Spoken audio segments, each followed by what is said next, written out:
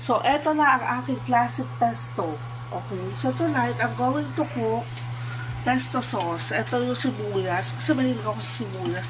And then bacon. Okay, yung natirang bacon, prinito ko na siya. Okay, and then siya yung malutong. Ito naman yung noodles. Since dalawa lang kami, so konti lang yung luto ko, diba?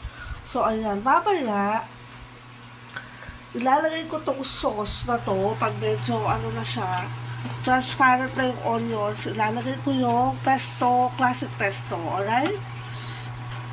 So, ayan na.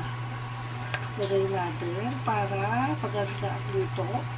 Hintayin natin ng konti. Gusto ko kasi medyo may minute yung pesto ko. Usually yan burger round burger. Pero ngayon hindi ko na nilagyan ng round burger. So, ito na siya guys. So, gagamitin natin siya ng pesto pasta. Okay, by Filippo Berio. Classic pesto. Okay, so yan ang gagamitin na. And then, mag-grate ako lang queso cheese. Okay, pag napaghalo ko na siya. Okay? So, ito na siya guys. Ilalagay na natin ang ating noodles. Ito. Okay, so yan na yung noodles. Okay, so hindi ko siya masyadong yung noodles half-cook lang siya guys. Para hindi siya mag-soggy. So yan na. Haluin mo lang siya ganyan.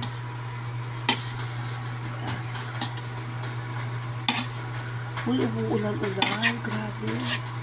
Okay. Sayang nga lang, wala akong black pepper. Masarap kasi ang pasta pag may black pepper. So yan na. Okay. Medyo oily siya ng konti. Mas maganda kung olive oil ang gagamitin natin. So, this is bacon with onions and garlic. And then, ayan na. So, ilalagay natin ang pesto. Kasi ilalagay ko na yung pesto cream. Halo-halo natin. Habang naluluto yung noodles at saka yung bacon, ihalo ko na siya. So, yan. Kailangan mag-even yung pesto sauce dito sa ating favorite na pesto sauce with spaghetti sauce na merong bacon, onions, and garlic.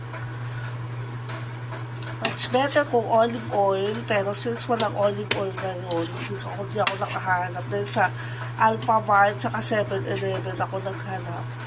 Siguro pag malaking grocery yan, makakahanap ako ng olive oil. Alright. So, ayan na guys. Almost cook na siya, diba? So, makikita mo na siya. Hindi siya sobrang green. Ayan. So, sisindi ako masyado sa malansa kasi nakakating mukha ako sa malansa. So, bacon. Nilagyan ko siya ng konting yung macaroni para magkaroon ng texture. So, eto na siya. Ilalagay natin siya dito. Tapos, yayagyan na natin siya ng cheese. Guys, ang ating pesto pasta ala corn bacon. Okay, with cheesy queso. So, kung walang parmesan cheese, pwede naman cheese lang. Kahit anong cheese. Okay, so tara na. Kain na tayo.